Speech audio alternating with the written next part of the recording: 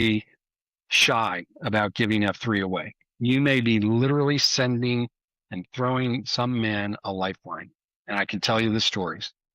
But rather than dwell on that negative, I also want to talk and introduce Shots Fired to tell his story, because I think that's more powerful than anything you're going to read in the book or hearing me yap any longer. Because I think it's emblematic of when life gets real serious. Not the, oh, I may lose my job for a little bit and have to get another one. No, when life gets really serious, Shots can tell you the story there. Sure. Doug, first of all, before we begin, I want to express gratitude to you for being my friend and everything you've done to amplify my life. Um, so I want to see if I can get everyone's attention.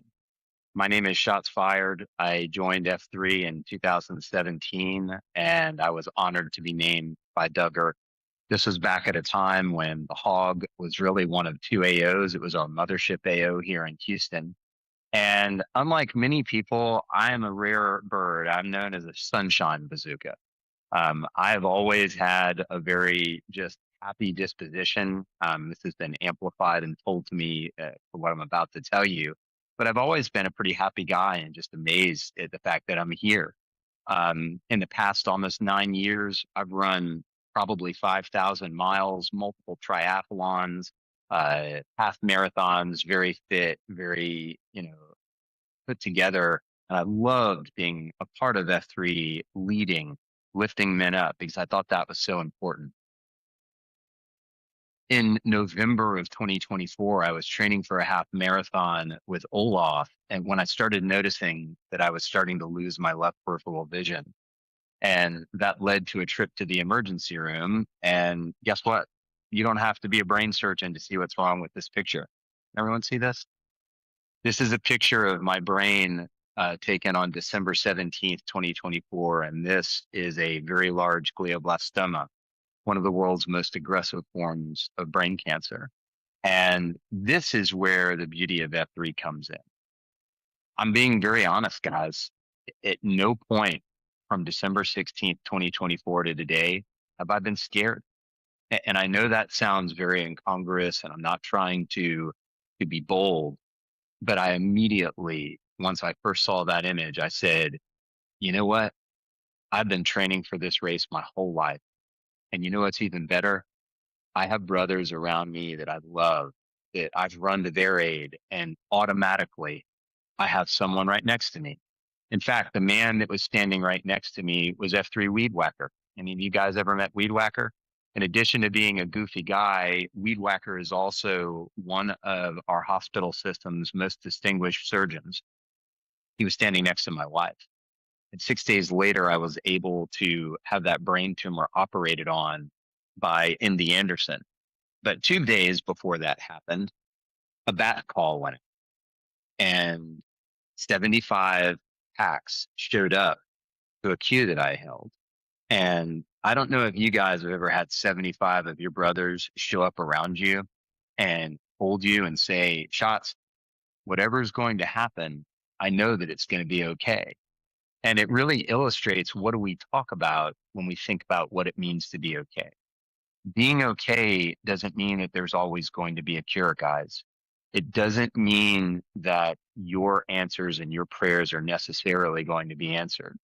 Because one of the things that I've learned throughout this process, and there's a little bit more to the story, is that what we think of as fair and what we think of as just may not be the way the divine thinks of it, right? We may, and many people in this realm might say, this is unfair. Why did this happen to me?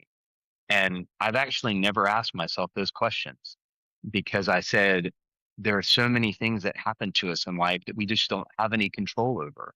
But what we do have, and for all of our friends out there that are Stoics, what we do have is the awesome power in how we respond to things. And the response that I was able to receive was, I'm going to accept this with grace. I'm going to accept this with compassion. Immediately, men from every part of F3 Houston came and surrounded me. 48 hours after my diagnosis, Guitar Hero. How many of you have ever met Guitar Hero? Guitar Hero literally held me up and held my hand because there was a fear that I was going to go blind. That F3 brother held me, and countless others have done. Isn't that amazing? Um, where the story gets interesting, guys, is that about 2 weeks ago, and really in the last 15 months, I've had a pretty cancer-free life. I've lost most of my left sight, but I was able to return back to work as an international admiralty attorney. I was able to work at the best of the best. I've run 600 miles and half marathons and run sub 2 hour half marathons, all great. But unfortunately, SkyQ has different plans for me. 2 weeks ago, when I went in for my 8 week MRI, it was discovered that I have now an inoperable brain tumor.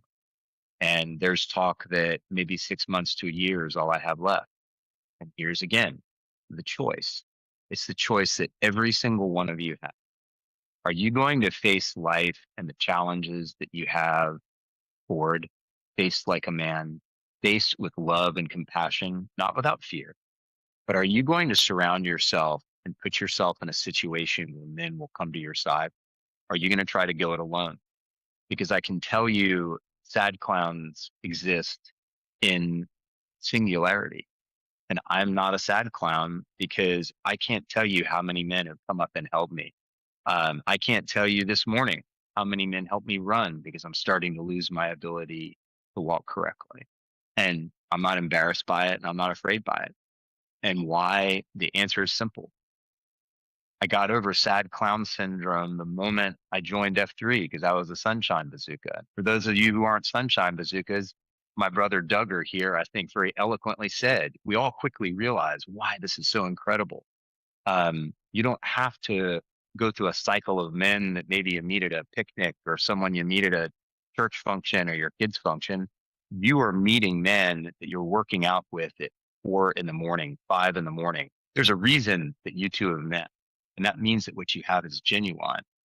And one thing that we talked about, or it kind of drifted around a little bit, is once you have that three in your life, now you are living right. You're also leading right. And sometimes, in my case, maybe you have to leave right. Maybe you have to accept this with grace and strength. And maybe you do need to rely on your brothers because those are the guys at your darkest moment that can actually be sources of light. And it is that deceptively simple. Thank you. Duggar. Hey, by the way, Shots, you left out some great pieces of the storyline there too, which is that after that convergence with 75 packs, you went in for surgery, and what was it? 3 weeks later, you ran a half marathon. Was it Yeah, 3 weeks? I ran it. Yeah, go ahead. I ran it. I ran a half marathon 3 weeks later. The Did you do non, that? Did you do that alone? no. In fact, every half marathon that I've run, except the last one where I got separated from protocol, it was an accident. And what did I do? I just put my hand out. I said, "They're going to be higher powers. They're going to guide me through this." And I've been surrounded by everyone my whole time since this happened, and even before that. But it's just like you said, everyone has a plan until you get hit in the face. That's what Mike Tyson said. But F3 has been an incredible source and of compassion, of grace. I've never once felt judged, right? I mean, how amazing is that? Isn't that beautiful, guys? It's Isn't that one something. of the most beautiful things about F3 is that we break down the barriers that all of society is bombarding us with about how different we are, how them over there, they're different, they're not like us. And yet within F3, we dispense with that 5% of our life and focus on the 95% that we have Yeah, in common. I don't know if any of you have worked out with Duggar or Camo. Other people like Olaf, Bronze Star, Purple Heart veteran. We are surrounded by tough men's men, right? And I would count Camo and Duggar in that number. But these are also men who I, with my own eyes, have seen become emotional and hug and love their brothers. And that is something that's unfortunately rare in our society. We feel as if by being a man, we have to hide our feelings. But you can still be tough, but also still show love in appropriate ways. And you can be there to support your and trust me, I'm living proof of that. Um, I've been told potentially that I'm not going to be here next year. I go to bed very peacefully at night. I just had lunch today with one of our brothers that said, Jeremy Schatz, if you have to go, we will take care of your family. They will be looked after. And what does that look like? I don't know, but that gives me a lot of peace. And I recognize that can't happen in every situation, but a lot of that's on you. What you give out to the world, you will get back in spades, right? It's Yeah. by giving that we receive. Also, an important message, right, is not only to be open to expressing that love, right, and just compassion towards your fellow brothers is another way to express that is that when you're going through a hard time is in COT. It's not selfish. It's not weak to be vulnerable and talk about what you're going through. And what I've observed and have encouraged men to do in packs is talk about it, not for your sake, not so you get the pat on the back, because but chances are that someone else in that circle of trust is going through something very similar, and they didn't have the courage to talk about it. Yeah, guys. I mean, I'll give you a sad clown quick story. I don't want to take it up too much.